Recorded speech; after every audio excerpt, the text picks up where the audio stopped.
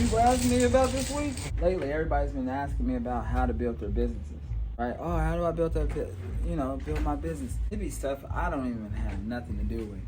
I don't do nothing with hair and makeup. Like, what I gotta do with hair and makeup? Like, I'm not saying I can't give you some advice, but it's like, okay, I don't know if you should use Remy or Brazilian or, like, what am I supposed to say? Yeah, that's the one. That's the product.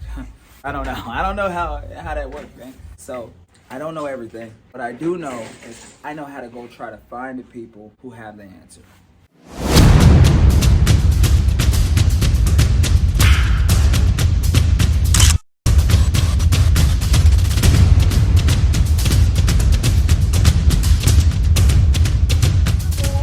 Just buy a house and own something and, look at the countertops and, oh my gosh, everybody look at me, I'm a homeowner. This isn't for you. This is against everything you probably believe in. I'm going to be honest. This is against all of the things that you've probably been taught to be, oh, I want to be debt free. I want to not owe nothing. Listen, I think absolutely opposite. And the reason why I think absolutely opposite, because the rich people, the 1% to 5% think this way. The people who are at the very bottom think, let me pay off this car. Let me pay off this house. Let me just take in all my income and we're going to save. Remember I said I got to have other people who vouch for me? Yeah. Okay? So Benson, how many houses do you own? 2. How many does your family, your community own that you've helped them purchase? How many houses altogether? About 8? 8 houses. And what time span? And What how time span? many years? We started arguing once. So about 3 years they've been able to acquire 8 homes. So I sat down with Benson and the crew, right? I don't think he was there. It was some of your like close family members, right? We had Rabbit, right? We had my first time ever having Rabbit, okay? Oh, Yeah, Rabbit. it was good. It was good. Cousin name. Tastes like chicken. You know what I'm saying? Rabbit. Down on homes. They was putting down $70,000, right? So I said, man, what y'all doing? He said, man, we putting down $70,000. I said, what would you do that for? Right?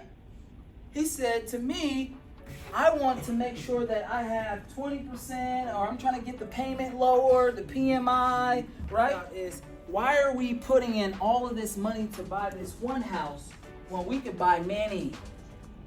I said, hey, let's go ahead and take in, let's not do this whole 20%, $70,000. And I said, how much should you put down? Up to 5%, 5. Sometimes some banks require 7, depending on your debt to income ratio, right? And you at first, you said, why would you do that? You were kind of against it, right? When I explained it to him, he was like, nah. But then, it was like 2 months later, you came to me and says, Ben, I did it. That next property you bought, how much did you put down?